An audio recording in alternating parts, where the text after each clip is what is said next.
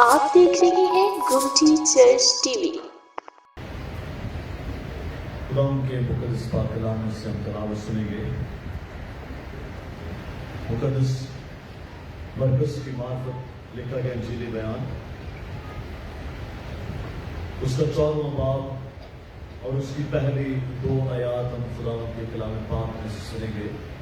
آج کی ہماری تلاوت نئے عہد نامہ میں سے مقدس مرکز کی معرفت لکھا گیا انجیلی بیان، اس کا 14واں باب اور اس کی پہلی 2 آیات میں خدا ان کے کلام پاک میں یہ لکھا ہوا ہے کہ 2 دن کے بعد فسح اور عید فطیر ہونے والی تھی، اور سردار کاہن اور فقیہ موقع ڈھونڈ رہے تھے کہ اسے کیوں کر فریب سے پکڑ کر قتل کریں، کیونکہ کہتے تھے کہ عید میں نہیں، ایسا نہ ہو کہ لوگوں میں بلوا ہو جائے۔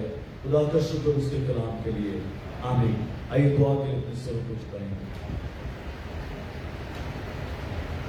خدا ان قادر مطلق مہربان زندہ آسمانی خدا، ہم تیرا شکر اور تیری تعریف، تیری عظمت اور تیری بزرگی بیان کرتے ہیں خدا، کہ تو اپنے لوگوں کے درمیان اپنے وعدے کے مطابق موجود ہے خدا۔ اور آج جب کہ خداوند خدا تو اپنے لوگوں کے ساتھ ہم کلام ہونے کے لیے تیار ہے، تو تیرے حضور میں محنت کرتے اپنے خادم پادری ایمرک صاحب کا خداوند تو منہ بند خدا، اپنے خادم کو اپنے الفاظ اور اپنی ترتیب عنایت کر خدا، وہ تپایا ہوا کلام جو تیری طرف سے ہے اپنے بندے پر انڈھیل خدا، تاکہ تیرے کلام کی برکت آج تیرے لوگوں کی زندگیوں میں جاری اور ساری ہو سکے خدا، اور یہ کلام کی برکت کے وسیلہ سے ہم سب باعث سے برکت ہو خدا، اور دوسروں کو خدا تیرا کلام سنانے کا باعث ٹھہرے خدا، دوسروں کی زندگیوں میں خدا تیرا جلال ظاہر ہونے والا ٹھہرے خدا۔ مہربان زندہ آسمانی خدا، آج کے کلام کے وسیلہ سے 100 گنا اور 60 گنا اور 30 گنا پھل لائے خدا، ہمیں شنوا ہونے کے لیے تیار کر خدا۔ تیرا کلام جو خدا ہمارے قدموں کے لیے چراغ اور ہماری راہوں کی روشنی ہے خدا ہماری ان راہوں کی روشنی میں ہمیں چلنے کے خدا کو ہدایت رہنمائی عنایت فرما خدا۔ مہربان زندہ آسمانی خدا، اس نور میں چلنے کے لیے ہمیں برکت عنایت فرما، کیونکہ تیرا کلام برکت ہے خدا۔ مہربان زندہ آسمانی خدا، سارے مواد پر تیرا قبضہ اور تیرا کنٹرول چاہتے ہیں، یسوع کے القادر نام کے وسیلے سے، آمین۔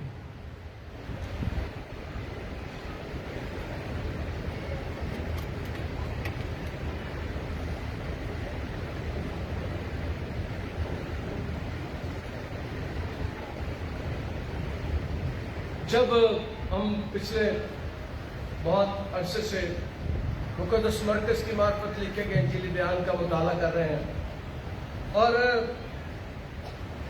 ہم نے اس بات کو سیکھا کہ 13ویں باب میں یسوع کچھ پیش گوئیاں کرتا ہے، اور یسوع آخرت کے بارے میں بتاتا ہے۔ اس میں ہمیں اذیتوں کے بارے میں بتایا، اجاڑنے والی مکروہ چیز کے بارے میں، مصیبتیں، دکھوں، اور پھر یسوع نے یہ بتایا کہ وہ دوبارہ بھی آئے گا۔ آمد ثانی یا دوسری آمد کے تعلق سے بھی ہم اس میں سیکھتے ہیں۔ پھر یسوع تمثیل کہتے ہیں کہ انجیر کے درخت سے سبق سیکھو۔ لیکن جب 13ویں باب کا آخر ہوتا ہے تو یسوع کہتا ہے اس دن کو، اس گھڑی کو کوئی نہیں جانتا۔ اور یہ بیان کرنے کے بعد جب 14واں باب شروع ہوتا ہے تو 14ویں باب میں یسوع کے دکھ شروع ہو جاتے، مصیبتیں، پریشانیاں۔ اس باب میں دکھ اور موت کا بیان ہمیں ملتا ہے، اور یہ جب 14واں باب شروع ہوتا ہے تو عید فصح کے شروع ہونے میں 2 دن رہ گئے۔ عید فصح شروع ہونے والی ہے، اور علماء بیان کرتے ہیں کہ جتنی یروشلم کی آبادی تھی، یہ سال کی پہلی عید ہوتی تھی، عید فصح سال کی پہلی عید ہوتی تھی، اور جتنی یروشلم کی آبادی تھی اس سے 5 گنا زیادہ لوگ آ جاتے تھے۔ جتنی یروشلم شہر کے لوگ جتنے تھے اس سے 5 گنا زیادہ لوگ آ جاتے، پوری دنیا سے، پورے علاقوں سے لوگ وہاں پر یروشلم میں رہتے تھے، کچھ نزدیک کے گاؤں میں چلے جاتے تھے. اور میں نے بتانا چاہتا ہوں کہ اس وقت بڑے سے بڑے گاؤں کی آبادی 3000 ہوتی، تو ہزاروں لوگ ارد گرد کے دیہاتوں میں بھی چلے جاتے تھے. اور یہ میں نے بیان کیا کہ عید فصح کے شروع ہونے میں 2 دن رہ گئے، اور ہزاروں کی تعداد میں جوسفس تاریخ دان ہے، وہ لکھتا ہے کہ تاریخ بیان کرتا ہے یسوع کے آسمان پر اٹھائے جانے کے بعد، وہ کہتا ہے کہ چند سالوں کچھ عرصے کے بعد ایسا ہوا کہ وہاں پر ہلڑ ہو گیا یروشلم میں، افراتفری پھیل گئی کسی بات سے، اور لوگ ایک دوسرے کے اوپر چڑھے اور بہت سی ہلاکتیں، ہزاروں لوگ مر گئے، اور بہت سے لوگ وہاں پر آتے تھے، بہت سے لوگ وہاں پر موجود تھے. اب جو تاریخ بیان کرتی ہے، لٹریچر جو یہودی وہ بیان کرتا ہے کہ اگر کوئی سردار کہن کی مخالفت کرتا تھا، ہیکل کے بارے میں کوئی خلاف بات کرتا تھا، کہنوں کے خلاف بات کرتا تھا، کہن اسے مروا دیتے تھے، اس کا قتل کروا دیتے تھے، اس کو پکڑوا دیتے تھے. اب وہ یہ سوچتے ہیں کاہن، یہودی، فقی اور فریسی، وہ کہتے ہیں کہ سارا زمانہ اس کے پیچھے ہوا جاتا ہے، اس کا کچھ کرو. لیکن وہ ڈرتے ہیں کیونکہ ہزاروں لاکھوں کی تعداد میں لوگ یروشلم میں آتے تھے. میں نے کہا کہ مقامی آبادی سے 5 گنا زیادہ لوگ آ جاتے، اور وہ ڈرتے تھے کہ ہلڑ نہ ہو جائے، کوئی گڑبڑ نہ ہو جائے، کیونکہ جو کام میرا یسوع کرتا تھا، جو کام میرا یسوع کرتا ہے، جو کام میرا یسوع کرے گا، ایسے کام اس دنیا میں کبھی نہیں ہوگا. انہوں نے دیکھا وہ یہ تو مردے زندہ کر رہا ہے، انہوں نے دیکھا وہ تو یہ اندھوں کو آنکھیں دے رہا ہے، انہوں نے کہا دیکھو یہ تو کوڑیوں کو شفا دے رہا ہے، اور دیکھو یہ تو لوگوں کے گناہ معاف کر رہا ہے. یہ کون ہے؟ ہیکل سے اس کی مخالفت شروع ہو گئی. لیکن ہلڑ سے ڈرتے ہیں وہ کہتے ہیں کہ لوگ اس کے ساتھ ہو گئے ہیں، کہیں ہمارے خلاف کوئی گڑبڑ ہی نہ ہو جائے، تو ہمیں نہ آگے حملہ کر دیں، ہم کہیں پکڑ نہ لیں. اور یاد رکھیں ایک بات میں آپ کو بتانا چاہتا ہوں کہ جب کسی کی مخالفت ہوتی ہے، مجھے پتا ہے کہ ابھی کافی اور پہلے شروع میں بھی اس شہر میں میری بڑی مخالفت ہوتی ہے، ہوتی رہے گی. جب بھی کوئی عجیب کام ہوتے ہیں، کئی تو گرجے کہتے ہیں اسی نہیں دعا کرتے، سارے گمتی والے گرجے بھجے جاتے ہو، اتنے کوئی بہت ہی دعا ہوتی ہے. عام طور پہ میری مخالفت بھی کی جاتی ہے. اور جو بھی غور سے سنے گا، جو بھی میری اور آپ کی زندگی کا مقصد ہے یسوع جیسے بننا، یسوع جیسے کام کرنا، اور جو یسوع جیسے کام کرتا ہے اس کی مخالفت ہوتی ہے، اس کو ستایا جاتا ہے، تنگ کیا جاتا ہے. اور یسوع کی بھی مخالفت ہو رہی ہے. وہ کہتے ہیں عید فصح پر اسے مارو، لیکن ایک میٹنگ ہوتی ہے، سب لوگ جمع ہو جاتے ہیں، وہ کہتے ہیں کہ عید فصح سے پہلے اس کا کام کر دو. لیکن پھر جب اکٹھے ہوتے تو انہوں نے کہا نہیں، اتنے گڑبڑ ہو جانی، اگر اسے ماریا یا اتنا حملہ کیتا تو پھر گڑبڑ ہو جائے گی، پھر ہم کیا کریں گے، لوگ کہیں ہمارے خلاف نہ ہو جائے. سردار کاہن اور کاہنوں کی اور فقیوں فریسیوں کی باقاعدہ ایک میٹنگ ہوئی. پھر میٹنگ میں فیصلہ ہوا کہ ذرا عید فصح، اور یہ عید فصح 7 دن تک منائی جاتی. 7 دن تک ادھر آتے تھے لوگ، روز رہتے تھے اور اس عید کو مناتے تھے. یہ بڑی عید تھی، سال کی پہلی عید تھی، اور یہ بڑی عیدوں میں سے ایک عید تھی. اور عید کے دنوں میں خاص طور پر رومی سپاہیوں کی ڈیوٹی بہت زیادہ لگ جاتی تھی. یروشلم میں آ جاتے تھے رومی، باقاعدہ وہاں پر یروشلم میں آ کر چھاؤنیاں بن جاتی تھی. رومی جو حکمران تھے، اور جو صوبے کا گورنر تھا، گورنر وہ بھی آ جاتا تھا، کیونکہ اگر ہلڑ ہو جائے تو گورنر وہاں ہوتا تھا عیدوں کے دنوں میں، تاکہ اگر کوئی گڑبڑ ہو جائے تو اس کا اسی طور پر اسی جلدی سے فیصلہ کر دیا جائے، انتظار نہ کرنا پڑے۔ اس لیے گورنر بھی، صوبے کا گورنر بھی آ کر یروشلم میں رہنا شروع کر دیتا تھا۔ عام طور پر 10-15 دن تک گورنر بھی یروشلم میں رہتا تھا، اور عید کے دنوں میں دنیا بھی بہت آتی تھی، دوسرے ملکوں سے بھی لوگ آتے تھے،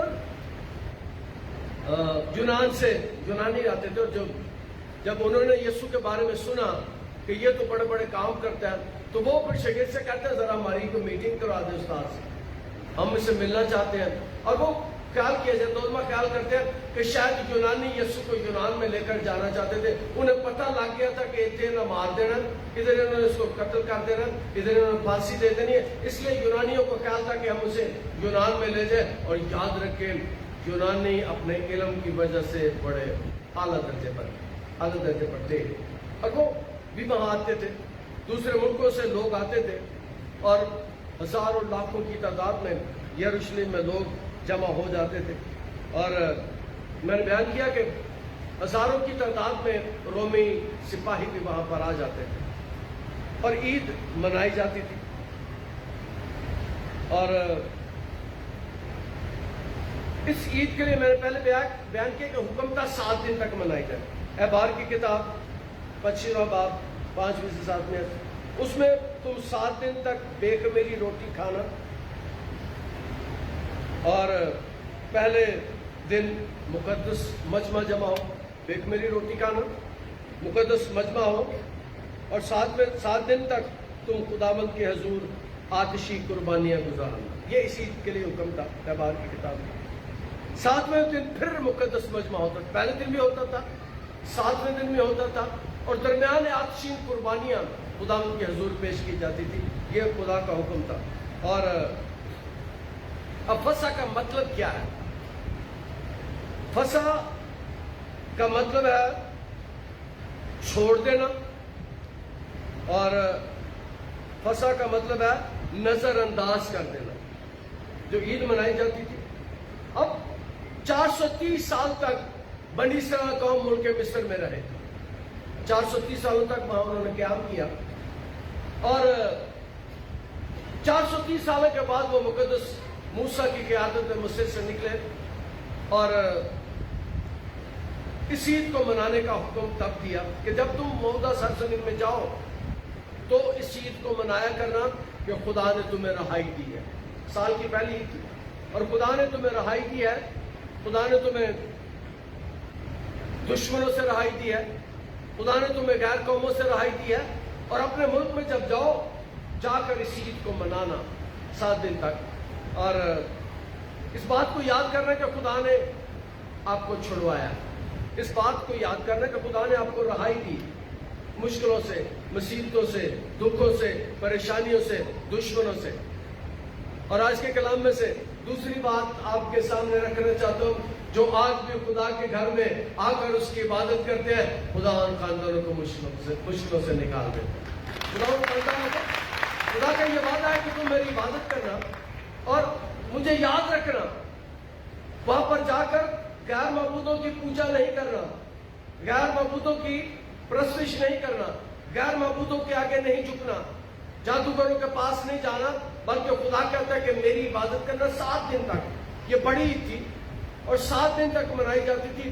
7 دن تک پورے علاقے کے بالغ یہودی وہاں پر آتے تھے اور خدا کی عید مناتے تھے۔ کہ اب یسوع کی زندگی کے آخری دن چل رہے ہیں، فسح میں 2 دن رہ گئے ہیں، اور یسوع کی زندگی کے آخری 2 دن ہیں۔ عید سے پہلے 2 دن پہلے کا یہ واقعہ ہے، عید سے 2 دن پہلے، اس کے بعد 7 دن تک عید شروع ہو جانے تھی۔ تو یسوع جب وہاں پر ہے، اور 2 دن کے بعد، غور کیجیے، 2 دن کے بعد فسح اور عید فطیر ہونے والی تھی، اور 7 دن تک وہ فطیری روٹی نہیں کھاتے تھے۔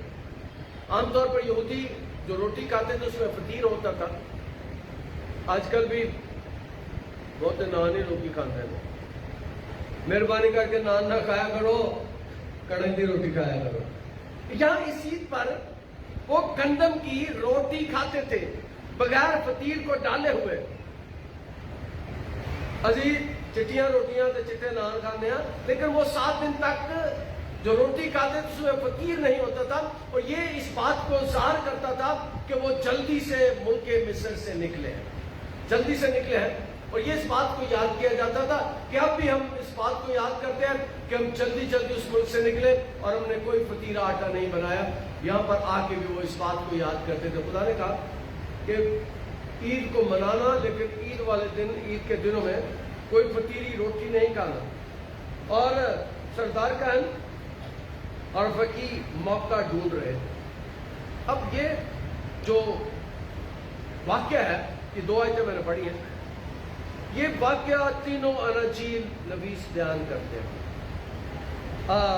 یوحنا کے 11ویں باب میں اس بات کو بیان کیا گیا، اور میں ضرور یہ واقعہ یوحنا کی انجیل کے بارے میں 11ویں باب میں پڑھنا چاہتا ہوں کہ 11واں باب اس کی 42 اس واقعہ کو یوحنا بڑے خوبصورت انداز میں بیان کرتا ہے، اور وہ بیان کیا کرتا ہے کہ اس دن خاص طور پر باقاعدہ میٹنگ ہوئی جس میں سارے لوگ شامل ہوئے، اور اس میں اس بات کا بتیرے یہودی جو مریم کے پاس آئے تھے، جنہوں نے یسوع کا نام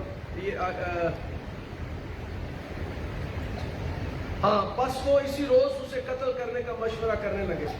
بس اس وقت یسوع یہودیوں میں علانیہ نہیں پھرا، بلکہ وہاں سے جنگل کے نزدیک علاقے میں افرام نام ایک شہر کو چلا گیا اور شاگردوں کے ساتھ کہیں رہنے لگا۔ یسوع کو وہ پہلے بھی قتل کرنا چاہتے ہیں اور بعد میں بھی یسوع کو وہ قتل کرنا چاہتے ہیں، اور وہ نہیں چاہتے کہ اسے چھوڑا جائے، کہتے ہیں اسے ہلاک کر دیا جائے، اسے قتل کر دیا جائے، اسے صلیب دے دیا جائے، اور وہ یسوع کو مارنا چاہتے ہیں کہ سارا زمانہ اس کے پیچھے ہو چلا ہے، جو کام یہ کرتا ہے وہ کام ہم تو نہیں کر سکتے، لیکن جو کام ہم کر سکتے ہیں وہ یسوع نہیں کر سکتا۔